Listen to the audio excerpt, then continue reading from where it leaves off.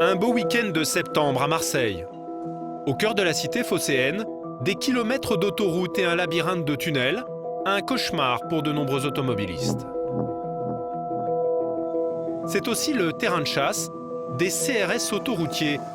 Une trentaine de policiers à moto sur les dents depuis quelques semaines à cause de chauffards insaisissables. Il est 15 h ce samedi. Un incident vient de se produire sous un tunnel de l'A55.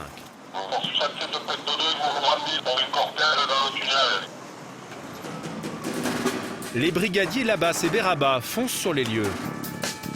Mais rapidement, ils sont ralentis par un trafic inhabituel. À mon avis, on n'aura pas le temps d'y aller, on va essayer quand même. Les policiers tentent de rejoindre le tunnel au plus vite. Mais déjà, des centaines d'automobilistes marseillais se retrouvent pris au piège à cause du fameux incident. Une scène incroyable, filmée quelques instants plus tôt par les caméras de l'autoroute. Alors que le trafic est fluide, soudain, un scooter déboule, suivi par un cortège d'une trentaine de voitures. Un cortège nuptial. Ces automobilistes s'apprêtent à fêter un mariage d'une manière inédite, mais surtout illégale.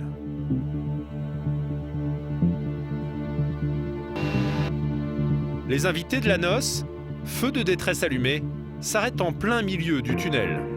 Certains ont loué de belles berlines allemandes et des sportives italiennes. En quelques secondes, tout le monde sort des voitures et se met à danser autour du 4x4 de luxe du jeune marié. Une entrave à la circulation et une mise en danger de la vie d'autrui passible de 2 ans de prison, une lourde peine qui ne semble pas dissuader ces délinquants d'un nouveau genre. À l'arrière, sirène hurlante, les brigadiers Labas et Beraba tentent de se frayer un passage au milieu de l'embouteillage.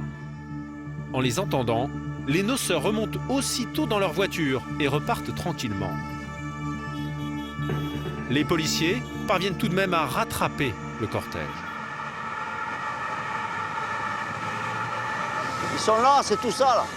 Mais il est trop tard, C'est toutes ces voitures là. car pour interpeller ces délinquants, il aurait fallu les prendre en flagrant délit. Et surtout, alors que le trafic repart sous le tunnel, les policiers ne veulent prendre aucun risque.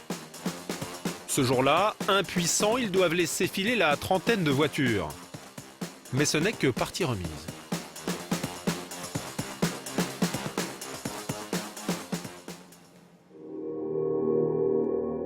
Une semaine après l'incident, au QG des CRS de Marseille.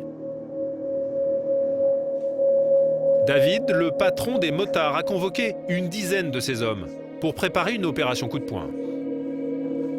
On relève les numéros des véhicules en tête de cortège, ceux qui obstruent la circulation. Des policiers à cran, car fêter son mariage sur les voies rapides est en train de devenir la nouvelle mode dans les cités de Marseille. Comme en atteste cette autre vidéo captée par les caméras de l'autoroute. Cette fois, comme des agents de la circulation, les conducteurs de scooters en tête du cortège stoppent carrément la file d'accès à l'autoroute sur la droite. Des automobilistes obligés de s'arrêter pour laisser passer le grand 4x4 américain du jeune couple. Là encore, le cortège s'immobilise un peu plus loin, provoquant un embouteillage monstre à l'entrée du tunnel.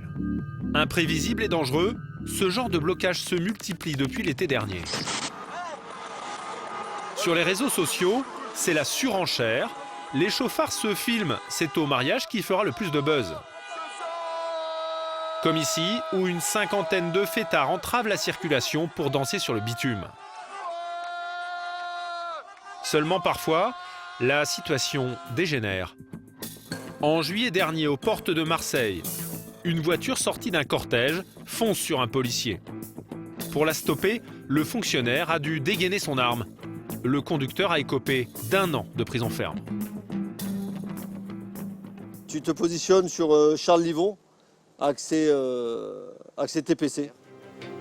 Pour enrayer le phénomène, David et une dizaine de ses hommes vont donc tenter d'intervenir ce samedi-là. Des forces de l'ordre mises à rude épreuve par ces nouveaux délinquants de l'autoroute.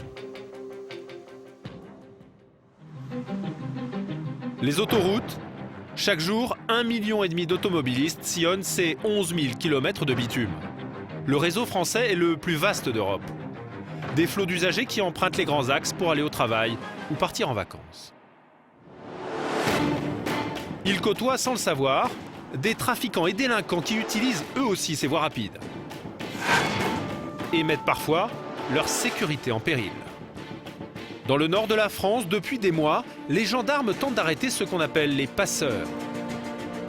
Tout le monde converge, top départ. Chaque nuit, ils organisent le flot des clandestins vers l'Angleterre. À terre. Allez, à terre. Tout le monde à terre. À terre. Des forces de l'ordre confrontées aussi à des malfaiteurs très organisés, les voleurs de cuivre. Ils dépouillent des kilomètres de câbles électriques pour revendre le métal à prix d'or. Police, police, allez. Police, allez. Aux environs de Marseille, les CRS des autoroutes leur livrent une guerre sans merci. Attention, attention, ne touchez rien. Ah, c'est le pied de biche, les gars. Il est là, ils ont fracturé. Des policiers qui tentent aussi de neutraliser un autre genre de délinquants imprévisibles. Des voyous de la route qui terrorisent les usagers.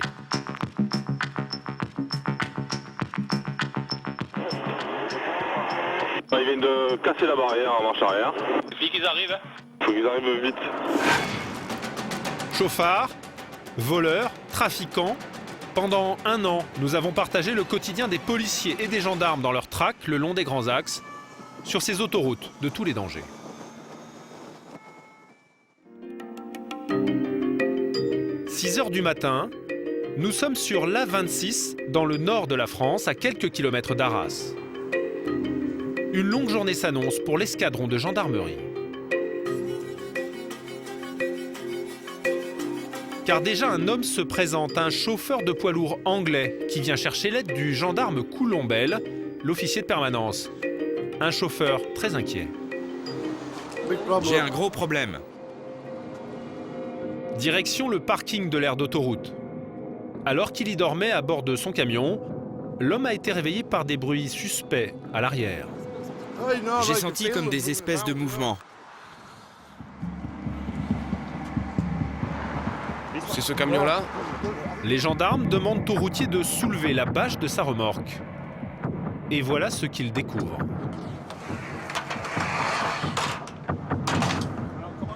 Deux hommes apparaissent au milieu du chargement.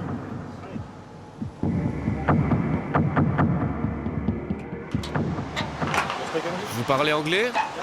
Vous êtes juste 4? Car 2 autres passagers fantômes sont là, cachés depuis plusieurs heures, eux aussi.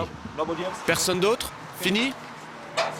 Le gendarme Coulombelle préfère tout de même contrôler la remorque. Et la surprise... Entre les sacs de marchandises, une dizaine de nouveaux clandestins surgissent.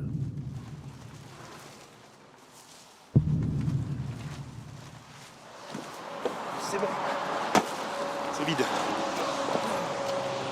Comme d'hab, enfin, j'allais dire comme d'habitude, c'est de plus en plus courant, quoi, des étrangers qui sont introduits dans un camion de nuit, pendant que le chauffeur fait sa pause. Ces hommes sont des sans-papiers en transit. Vous venez d'où? Irak? Iran? De quel pays? Afghanistan. Donc là, voilà, on a affaire à des Afghans. Everybody, Afghanistan. En grimpant dans les camions à l'insu des routiers, ces migrants espèrent rallier l'Angleterre par l'autoroute, puis le tunnel sous la Manche. L'Angleterre où ils pourront décrocher des papiers plus facilement. Le chauffeur, lui, a eu la peur de sa vie. C'est dangereux pour vous? Oui, regarde le nombre qu'ils sont. Je suis seul et puis je dormais. Ils ont des couteaux, ils vont sur le toit. Ils coupent la bâche et ils sautent à l'intérieur. Des interpellations de clandestins, les gendarmes de l'A26 en font quasiment toutes les semaines désormais, conscients de l'ampleur de ce trafic sur les autoroutes du Nord.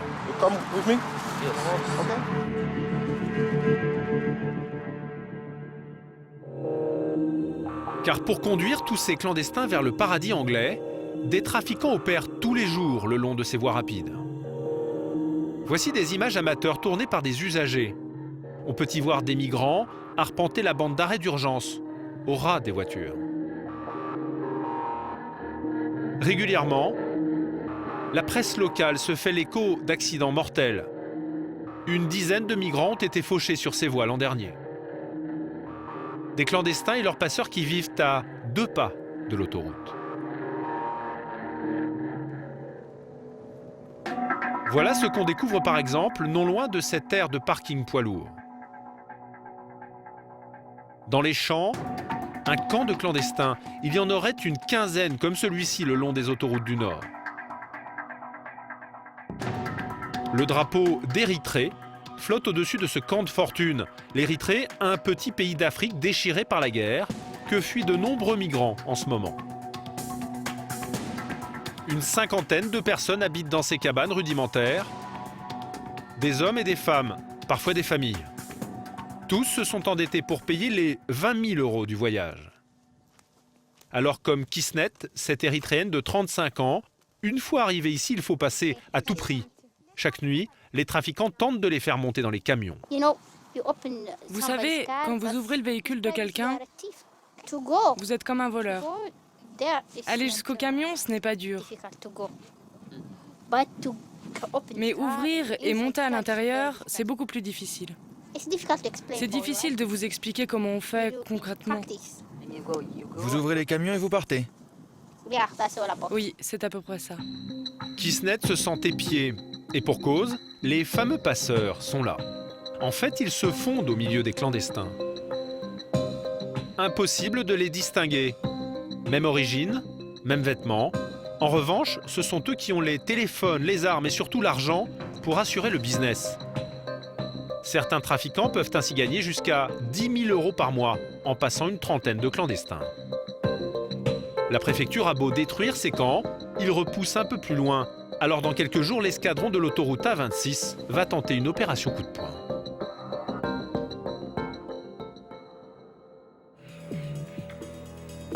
Retour à Marseille. Ce samedi-là, nous retrouvons les policiers des autoroutes confrontés aux chauffards qui profitent des mariages pour semer la pagaille sur les voies rapides. On va aller faire un tour limite de secteur sur le 14e. Hein, on va aller voir ça. Alors que ces hommes partent en direction de l'autoroute, David, le patron des CRS motards, habillé en civil, va tenter de repérer discrètement les noces qui pourraient dégénérer. C'est les quartiers chauds de la ville. Direction la mairie des quartiers nord. C'est de là qu'est parti le dernier cortège qui a bloqué un tunnel le week-end dernier. Eh ben, le but d'aller devant la mairie du 13-14, c'est de voir s'il y a des mariages, en cours. Donc ça nous donnera une idée éventuellement du nombre de personnes et du nombre de véhicules qu'on est susceptible de retrouver sur notre secteur. Il est midi, juste à la sortie de l'autoroute A7.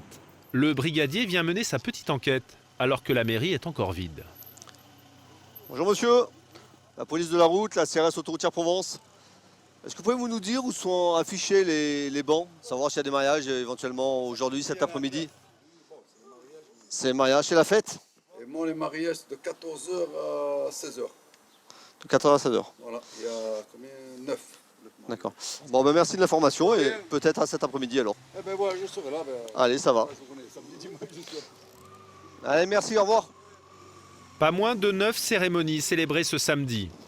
Autant de cortèges susceptibles d'envahir l'autoroute toute proche. Mais alors que David est sur le point de rejoindre l'autoroute, soudain, il tombe sur ce cortège de mariage qui, manifestement, n'a pas attendu la mairie pour commencer les festivités. Donc là, à partir de ce stade, plus rien n'est respecté. Les lignes blanches, les sens interdits, les feux rouges. Là, la loi de la République ne s'applique plus sur le territoire. Là. C'est le premier mariage du jour et déjà le ton est donné. David et ses hommes ne vont pas avoir un instant de répit.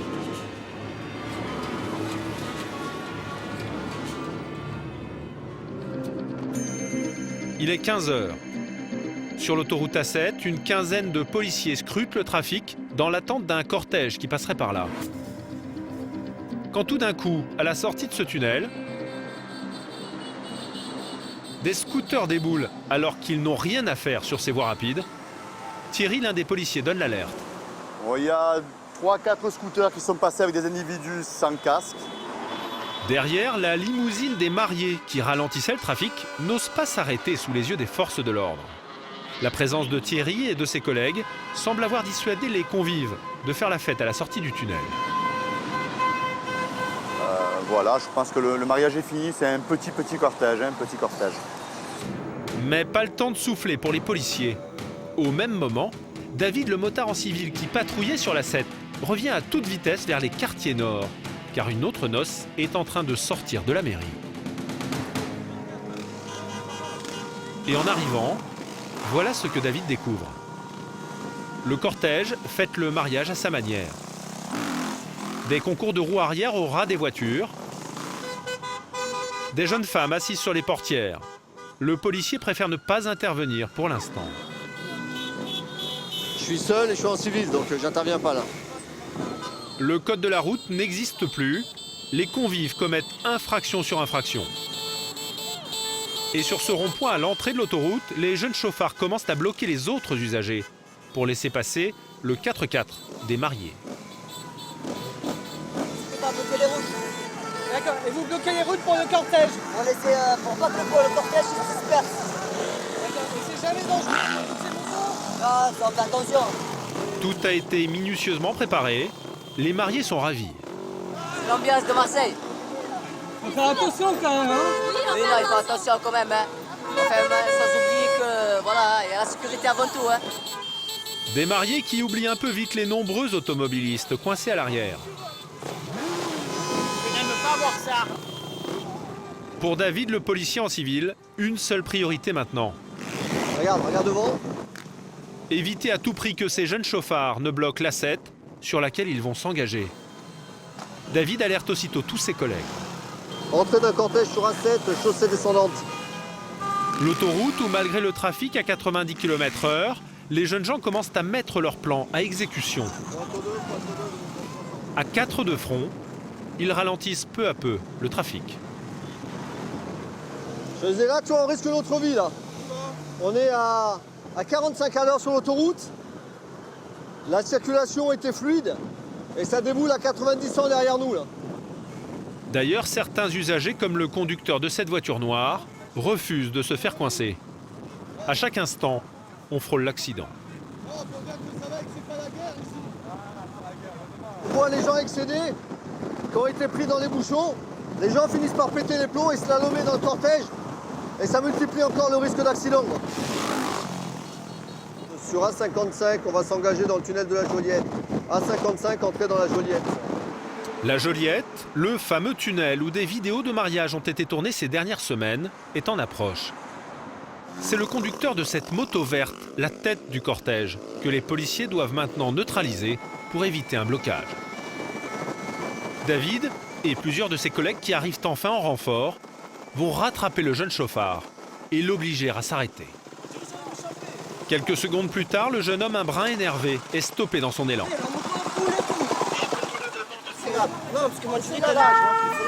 Mais un motard redémarre aussitôt en trombe, car malgré cette interpellation, voilà ce qui est en train de se passer sous le tunnel.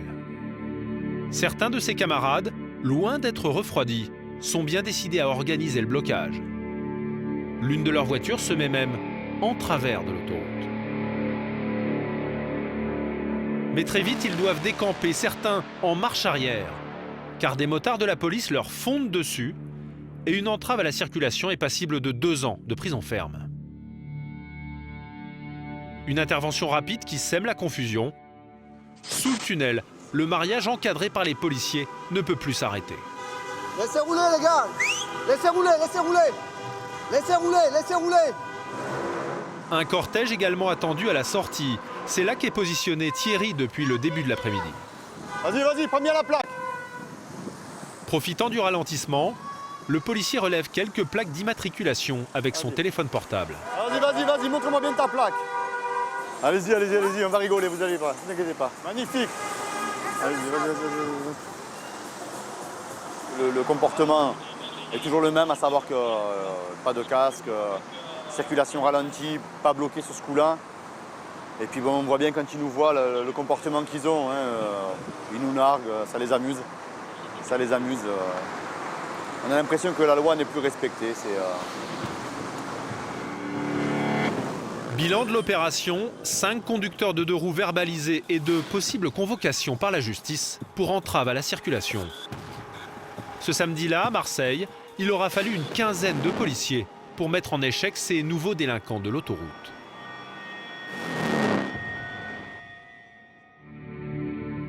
Les CRS autoroutiers qui, dans les Bouches-du-Rhône, doivent lutter sur tous les fronts. Car depuis quelques semaines, d'autres malfrats sévissent. Des voleurs un peu particuliers qui prospèrent sur les autoroutes de la région. «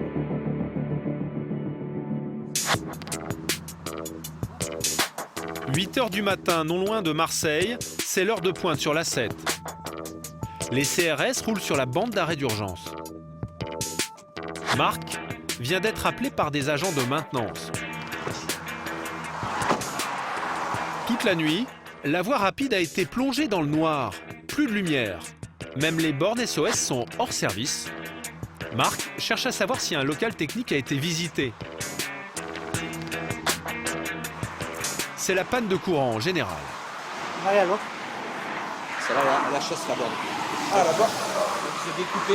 Donc ça va peut-être couper Adam. Regardez, ils ont dû couper Adam. Apparemment, des inconnus ont pénétré dans un autre local technique un peu plus loin. On va aller vérifier. Ces cabanons techniques sont disposés tous les 500 mètres. Ils permettent d'accéder aux câbles électriques qui courent sous les voies. Ah, là c'est ouvert. Voilà. Et visiblement, celui-ci a été visité la nuit précédente. Ça les a fracturés. Elle est fracturée, il y a des gaines ouvertes. Cible des malfrats, ces gaines électriques constituées de cuivre. Le cours du métal a flambé ces derniers mois et peut rapporter une petite fortune à la revente. Une armoire, je sais pas ce qu'il y a dedans. Vous voyez, là aussi, c'est du cuivre. Ah, ça fait des petits câbles, ils prennent quand même. Vu le prix du métal. Mais cette nuit-là, les voleurs ont juste sectionné les câbles pour préparer le vol. Ils devraient repasser plus tard pour les emporter. Vous voyez là, tout est prêt en fait pour qu'ils puissent opérer. Ils ont sectionné à la cabane comme ça là, qui était un peu plus haut. Ils ont sectionné ici. Après, de nuit, ils vont venir, soit ici, soit là-haut, tirer le câble à l'intérieur de la gaine, couper au fur et à mesure et l'embarquer. Seulement, les voleurs de cuivre peuvent revenir chercher leur butin à n'importe quel moment. Marc décide d'installer une équipe en planque.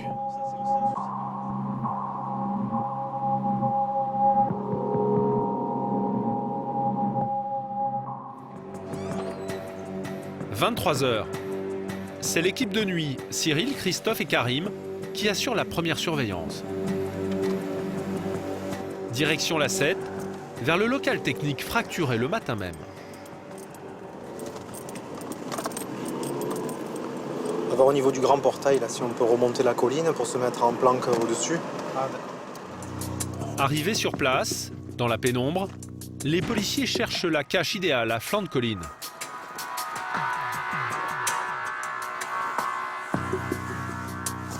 On va se mettre derrière l'arbre. On est masqué, là il y a la borne juste là-bas. Il faut maintenant attendre les voleurs. Les policiers sont à quelques mètres du local.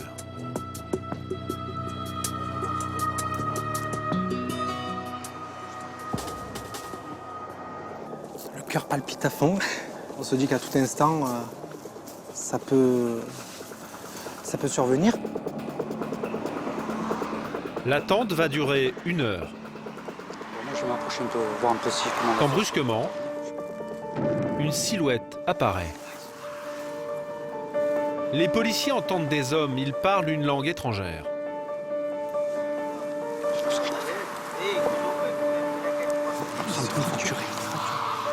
Cyril et Christophe décident d'intervenir pour prendre les voleurs en flagrant délit. Police! Police! Police! Police! Hey! Bougez pas! Bouge-toi! En bas! En prenant la fuite, l'un des voleurs tombe nez à nez avec Christophe. On est interpellé! T'as rien sur toi? Pas d'armes? C'est la police. C'est reçu également pour mon port 10. Combien ils étaient? 2 ou 3? Seulement, aucune trace de ces deux complices qui ont réussi à s'enfuir. Vous avez la main. Tu as entendu tout le métal par terre et tout là. On attend les collègues, on va tout ratisser. Ouais. Les policiers fouillent la colline pour trouver les preuves du vol. Faut ratisser là, les gars. Hop, attention, attention, ne touchez rien. Ah, c'est le pied de biche, les gars. Il est là, ils ont fracturé. Et ben voilà, tout le matériel. Surpris en plein travail, les truands ont abandonné leurs outils.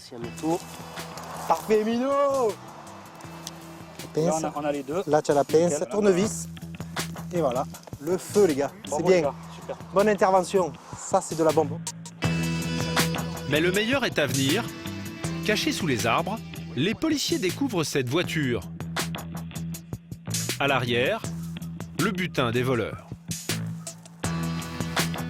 Le patron des CRS de l'autoroute arrivé sur place fait l'inventaire. Faites-moi le point précis. Donc, matériel découvert. Estimation du poids, difficile à dire, je dirais dans les 200 kg environ de cuivre. Tous les morceaux sont identiques.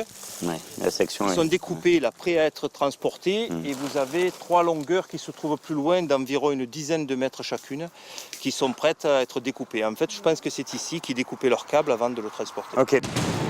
Mais ce n'est pas tout. Voici les factures des sociétés qui leur ont acheté la ferraille. Ce sont des factures d'achat donc de ferraille. Ça va permettre de savoir comment cette société achète la ferraille et si éventuellement elle aurait une identité des individus. Si elle les connaît déjà et sous quel nom. Les preuves s'accumulent. Le voleur interpellé est conduit au poste de police de l'autoroute pour être interrogé. Tiens, mets-le dedans, s'il te plaît, Jacques. Tu es seul là? Fermez-le, hein. Les policiers vont tenter de découvrir qui sont les commanditaires de ces voleurs de cuivre. Retour au poste des CRS de Marseille. Cyril et Christophe ramènent l'homme interpellé et les outils trouvés sur place. Attention si ça vous tombe sur le pied, ça. Hein. Bien. Quant au butin, c'est en le passant à la pesée que les policiers vont découvrir qu'ils l'ont largement sous-estimé. C'est étonnant, ça. Ça fait quoi là? On est à 450 kilos. 450 kilos de câbles, dont beaucoup de cuivre. Cette petite virée nocturne aurait pu rapporter plus de 5 000 € aux malfaiteurs. Ça, c'est le métrage. Le lendemain matin, Passe-moi les clés des menottes, s'il te plaît. Celle-là? Celle-là? Je prends monsieur un audition. Marc, qui avait travaillé sur l'affaire la veille, va interroger le voleur. Pas très bavard, on sait seulement qu'il est originaire de Roumanie. Bonjour madame. Bonjour. Une interprète a été convoquée pour faciliter l'audition. C'est vous. Vous avez commis les infractions de vol aggravé en réunion et avec des dégradations. Qu'est-ce qu'il a à dire à ce sujet? Ce sont les deux autres dont il ne connaît pas les noms. Ce sont eux qui l'ont entraîné parce qu'ils ne savaient pas où il allait. L'individu reporte la faute sur les deux hommes qui ont réussi à prendre la fuite. Mais ce qui intéresse Marc, c'est surtout de savoir comment ces voleurs revendent le cuivre sans être inquiétés. Il connaît le nom du ferrailleur où il va revendre? Je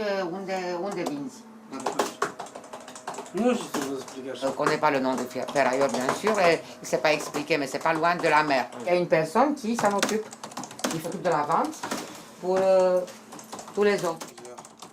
Pour le policier, c'est un grand classique. Le système est bien organisé. En général, il y en a un peu plus ancien, entre guillemets, un patriarche, qui ouvre un compte en banque. C'est lui qui s'occupe de la revente de la ferraille, à son nom. Et, mais, par contre, il ne met pas les mains dans les opérations de vol, donc comme ça, il reste clean au niveau de la facture, puisqu'il s'occupe du vol, lui ramène le cuivre, donc on sait qu'ils opèrent comme ça, mais c'est assez compliqué à prouver. Pour Catherine. Un système qui fonctionne avec des ferrailleurs peu regardants sur la provenance du cuivre. Allez. Une combine qui permet à certaines bandes organisées de gagner jusqu'à 200 000 € en liquide par an. Le lendemain, en comparution immédiate, le voleur de l'autoroute a été condamné à 4 mois de prison ferme pour complicité de vol.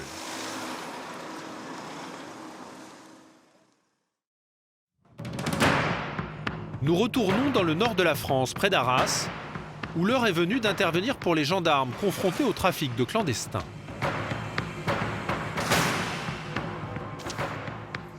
Allez, messieurs, donc ce soir... 23 h, le capitaine Dussel a convoqué une vingtaine d'hommes en tenue de camouflage. Ce soir, on est sur une opération sur l'aire de dont l'autoroute A26 est propice à la remontée d'étrangers en situation régulière vers la Grande-Bretagne. Pour ce faire, on va essayer de désorganiser la filière des passeurs clandestins. Ce soir, pour interpeller les passeurs pas de voiture, les gendarmes de l'autoroute vont planquer dans des camions banalisés, prêts à intervenir.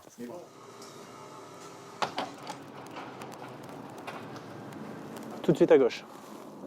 Et vous remontez jusqu'à... Ok. Équipés d'une caméra à visée nocturne, les militaires peuvent observer les allées et venues.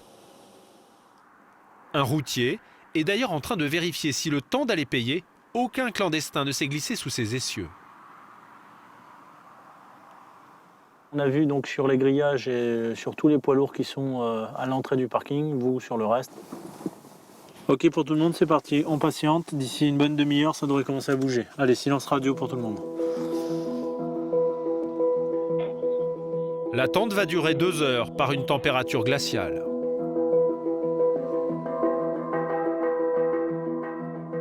Quand soudain, sur l'écran de contrôle,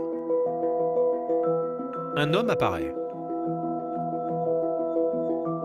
Charlie Delta, on a l'échauffement visuel qui arrive. Hein. Alors je sais pas par quel itinéraire, mais ça y est, ça arrive. Hein. Un chouf, un guetteur venu en éclaireur sur l'aire d'autoroute. Dans son sillage, les clandestins.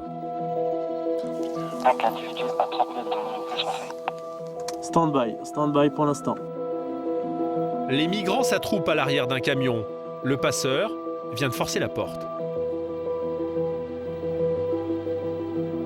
Là, il est en train de faire monter, on a tout en image.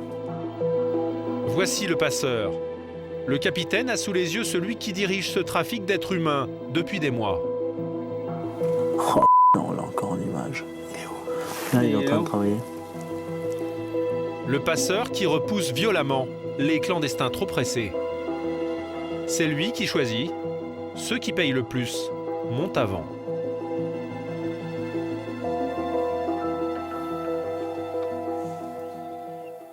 C'est un enfant, ça? C'est une femme. C'est une femme. Allez, vas-y, referme. Blanche et bonne. Referme. C'est bon, vas-y, referme.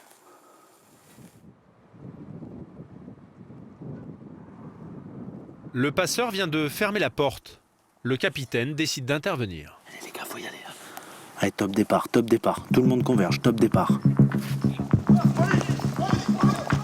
Les clandestins tentent de s'enfuir, mais la vingtaine de gendarmes est rapidement sur eux. À terre! Allez, à terre! Tout le monde à terre! T'as pas non, passeur, il est pas là. Les clandestins sont là, mais le passeur, lui, vient de prendre la fuite vers la forêt bordant l'autoroute. Le passeur, il doit être par là, hein. Les gendarmes fouillent chaque fourré.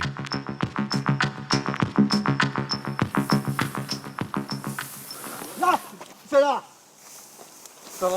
Lève-toi, police! Police! Allez! Fin de l'opération, le passeur présumé est arrêté. Allez, go! Ce soir-là, une vingtaine de clandestins ont bien failli rejoindre le paradis britannique. Ils ont pourtant tout tenté.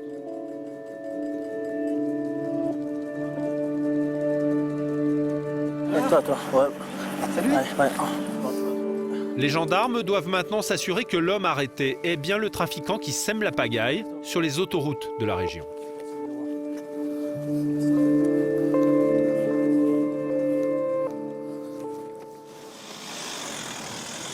Il est 14 h, au QG de l'escadron des gendarmes du Pas-de-Calais.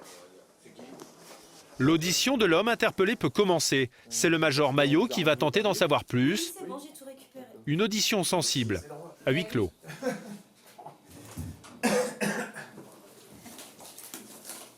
Au bout d'une demi-heure, mauvaise surprise pour les gendarmes. Le suspect ne serait qu'un clandestin prêt à tout. La nuit précédente, il aurait accepté de remplacer les vrais passeurs pour payer son passage moins cher une prochaine fois.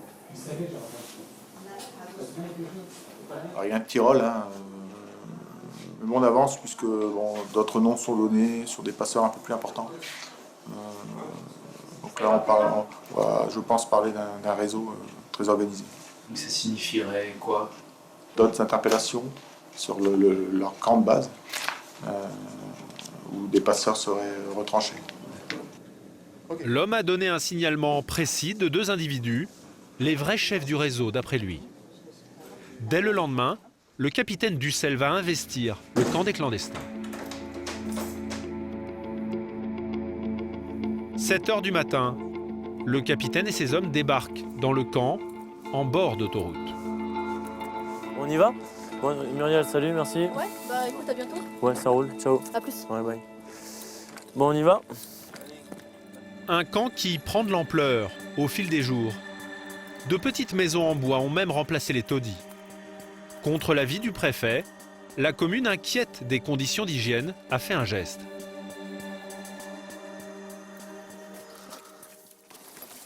Allez les gars, allez mettez-moi un coup de sifflet là-dedans, 2 coups de sifflet là, on va les réveiller un petit peu. C'est bon. Dans le camp encore endormi, les gendarmes veulent retrouver les chefs du réseau au plus vite. Le capitaine fait aligner les hommes qui répondent aux signalements donnés par l'homme de main appréhendé la veille. Il place la cicatrice où? Comment? Il dit que la cicatrice est où? Au-dessus de l'œil. Il sait pas. Et gros, maigre? Gros. Ouais. Grand et gros. Oui. Je pense à lui. Oui. Allez, devant toi. Ce premier suspect est interpellé. Vous avez quelque chose sur vous, non? Le bras. Un autre individu est également placé en garde à vue, érythréen lui aussi. Et en poursuivant sa perquisition, le capitaine découvre ses affaires, qui apparemment n'appartiennent à personne. Etio? Non? Vous pouvez me compter combien on a de billets là? Au total, il y en a pour 1 600 € en liquide, probablement l'argent des passeurs. Un passeur, ça a de l'argent et ça a des téléphones. Virez-moi la viande là. Et justement, cachés sous de la viande, 4 téléphones pour communiquer avec les autres membres du réseau, mais aussi ses cartes de crédit et des cartes d'identité.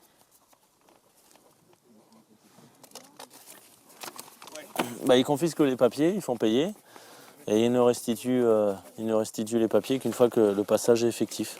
Ça contraint les étrangers à rester sous leur, entre guillemets, sous leur domination. C'est un réseau de passeurs, hein, ce ne sont pas des enfants de cœur. Hein. Retour au poste. Les gendarmes vont maintenant auditionner les 2 hommes, les chefs présumés du trafic de clandestins.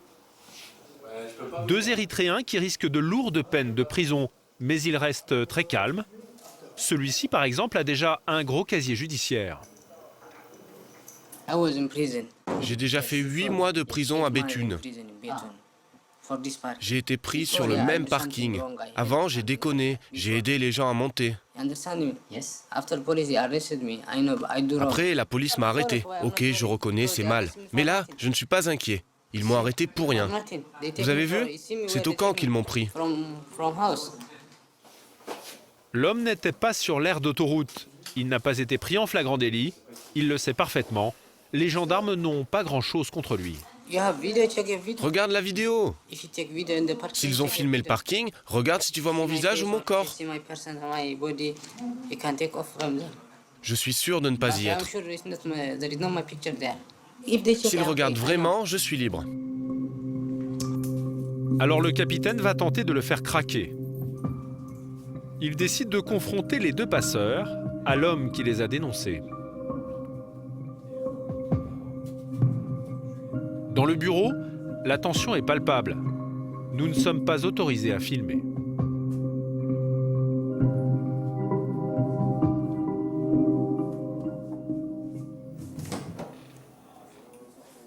Fin de l'audition. Pendant les échanges, le capitaine Dussel a remarqué que l'homme qui a déjà fait de la prison semble terroriser les deux autres. En sa présence, celui qui l'avait accusé s'est d'ailleurs rétracté. Il fait peur à tout le monde, lui, hein. Il est dangereux, lui, non? Il est méchant, lui. Oui, il est capable de faire beaucoup de mal. Mais les gendarmes n'ont aucune preuve contre lui. Malgré 9 mois d'enquête, le capitaine doit relâcher celui qui organise peut-être le flot des migrants vers l'Angleterre. S'il veut s'en aller, il est libre de partir maintenant. Bon, après la sac. Merci beaucoup. Bye bye. L'homme ne s'attarde pas, le sourire aux lèvres. Quant à l'autre individu, celui qui semblait détenir les téléphones et l'argent, dès le lendemain, en comparution immédiate, il a été condamné à 3 ans de prison ferme. Chaque mois, 1500 clandestins transiteraient ainsi par le nord de la France.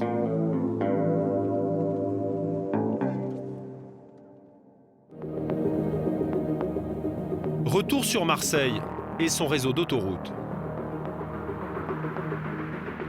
Depuis 19 ans qu'il le sillonne, Marc, l'un des enquêteurs de la fameuse CRS, croise toutes sortes de délinquants. Et ce matin-là, justement, il vient d'être appelé sur une affaire plus qu'inquiétante. Direction le péage du tunnel du Prado, en plein cœur de la ville. Alors donc c'est là que ça s'est passé. Une altercation entre automobilistes a dégénéré. La barrière a été réparée déjà apparemment. Marc vient recueillir les premiers éléments auprès du responsable du péage. Bonjour, la police d'autoroute. Merci. Et son enquête commence plutôt bien. Grâce aux nombreuses caméras pointées sur le péage. Bonjour. Bonjour. Le CD, la bande vidéo qui est prête. Toute la scène a été filmée. Il est 23h30 ce soir-là. Un motard arrive au péage et s'arrête pour payer. Soudain, une voiture arrive derrière lui, beaucoup trop vite. La même scène sur la caméra opposée. En haut à gauche, le motard est en train d'arriver quand brusquement, la voiture le renverse. À gauche de l'écran, un employé du péage surgit pour porter secours au motard. Par miracle, il est sain et sauf. Mais très vite, la situation dérape. À gauche, le chauffard sorti de sa voiture prend les 2 hommes à partie. Et ce n'est qu'un début.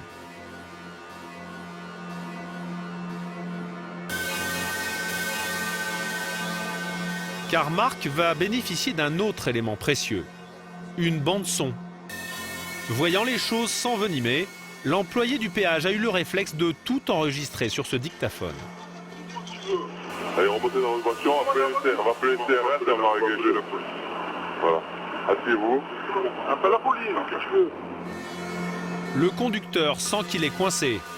Il s'en prend au motard, qui est pourtant sa victime.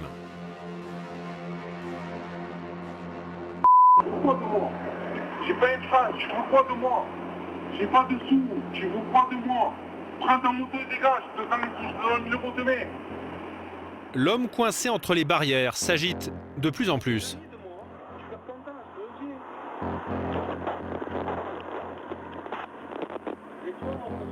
Allez, appelle-moi le CRS, s'il te plaît.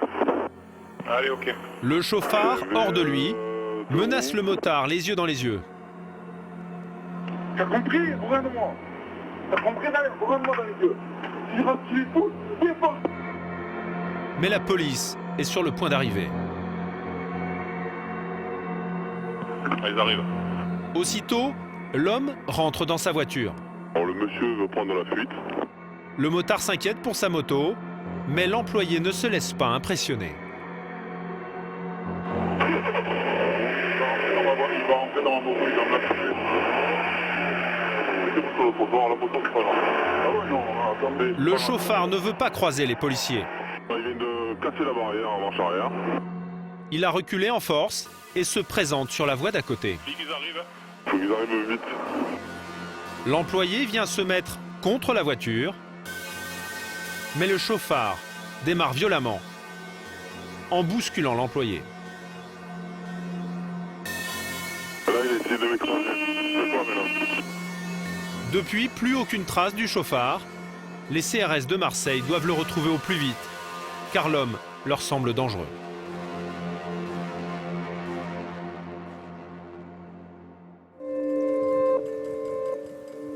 Retour au PC des CRS de l'autoroute. Grâce à la plaque d'immatriculation relevée sur la vidéo, Marc va rapidement retrouver l'identité du chauffard.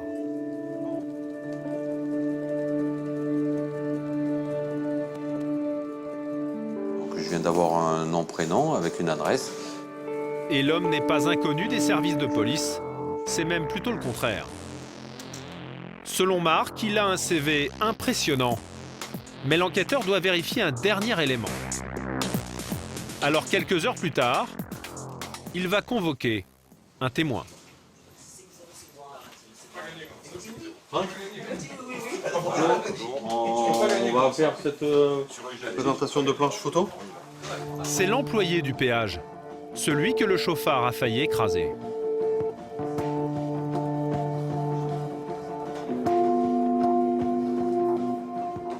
On a peut-être moyen d'identifier photographiquement avant d'aller chercher la personne qui vous a agressé. Le portrait de son agresseur présumé est glissé dans cette série de photos. Donc voilà, une planche de 8 personnes. Laquelle est-ce? C'est le numéro 5. Numéro 5, il n'y a pas l'air d'avoir d'hésitation, ça semblait relativement formel. Il n'y a pas de doute pour moi, c'est le monsieur numéro 5 sur la photo. L'employé du péage a reconnu le chauffard au premier coup d'œil. Il lui a fait face une dizaine de minutes. Il était très agressif, il a tapé sur son capot, il était vraiment très énervé. Donc il a essayé d'intimider le motard par des menaces de mort. Si tu portes plainte, je vais te tuer. Tu vous raccompagnes? Ouais. Merci. Merci à vous. Le chauffard est formellement identifié. Marc veut l'interpeller au plus vite.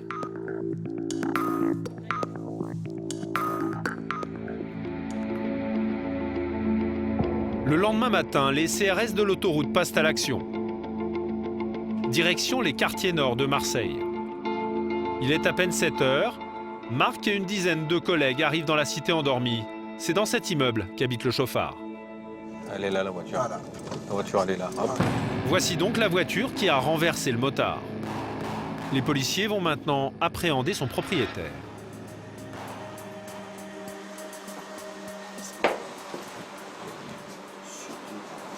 Allez, c'est parti.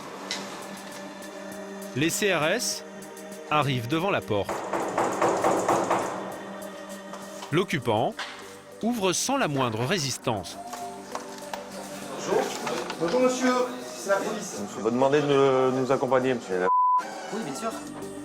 Et voici le fameux chauffard. Contre toute attente, il est très calme. Donc vous êtes placé en garde à vue. Qu'est-ce que j'ai fait, monsieur? Il y a des violences volontaires avec un par destination et un accident matériel avec délit de fuite. En revanche, il ne se démonte pas. Tout ça. Monsieur, je vais vous dire. Non, mais on va en parler. On va en parler tranquillement. Est-ce que vous prévenir un avocat de la mesure? Non, pas du tout, parce que je vais me défendre. Et vous allez voir que malgré les charges qui pèsent contre lui, le chauffard du péage du Prado va tout tenter pour s'en sortir à nouveau.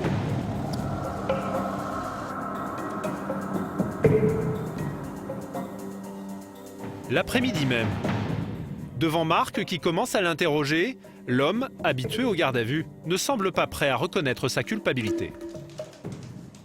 Moi, ce que je veux vous dire, il ne faut pas que je sois victime aussi. Parce qu'eux veulent se faire passer pour des victimes, parce que là, moi je sais, c'est quoi, je connais moi. Je suis né à Marseille, je suis pas bête. En attendant, c'est bien contre lui que la société de péage a porté plainte. Si le motard renversé n'a pas donné suite à l'affaire, craignant des représailles, l'employé lui a bien failli être écrasé. Mais le chauffard se justifie. Mais le fautif, c'est comme... c'est le monsieur de la sécurité. C'est l'arbitre. C'est lui le fautif. Là, il s'est pris pour Superman. Lui aussi, il m'a menacé. Qui ça? Les deux. Ils étaient deux contre moi, j'étais obligé de les menacer. Ils vous ont menacé? Non, ils m'ont pas menacé, mais ils étaient deux contre moi. Donc j'ai joué un peu d'astuce, non? C'est mon droit. Je sais pas, je vous demande donc. Ouais, je les ai fait peur. Une défense qui laisse Marc perplexe. Sans compter que l'homme n'aurait jamais dû se trouver au volant ce soir-là. Donc apparemment, vous avez plus de points sur votre permis. Il n'y a même pas eu moi, j'avais 4 points. Qui c'est qui m'a levé les 4 points? C'est pas normal, ça, il y a quelqu'un qui triche. Ouais. Malgré tout, le chauffard campe sur ses positions. L'employé du péage l'aurait menacé. Marc décide d'organiser une confrontation.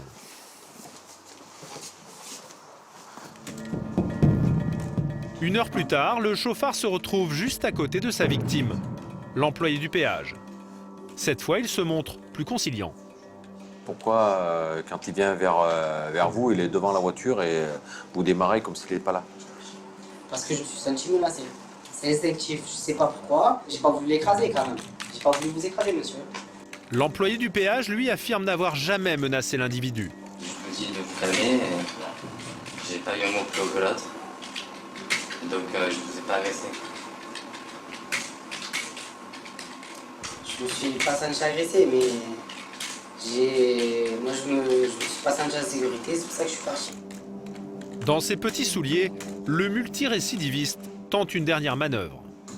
Je vais m'excuser auprès du monsieur. Voilà, je m'excuse. Je vous excuse. Je vous aurais oublié il y a quelques jours. C'est des menaces, tout le monde vient après des menaces. Je reviens en arrière, encore une fois, je m'excuse pour ces menaces. C'est bon. Le policier est satisfait. Le face-à-face entre les deux hommes s'est déroulé plutôt courtoisement. Voilà. Donc, oui, quand je vous dis que mes confrontations se portent bien, qu'ils partent, ils vont presque boire un coup ensemble. Jugé en comparution immédiate, le chauffard a écopé de 4 mois de prison ferme. Une délinquance qui ne laisse aucun répit aux forces de l'ordre. Alcoolémie, délit de fuite, agression. Chaque jour, plus de 1500 délits sont commis sur les routes françaises. Mais parfois, le pire ne peut être évité. L'an dernier, 40% des accidents mortels sur autoroute ont été causés par des chauffards.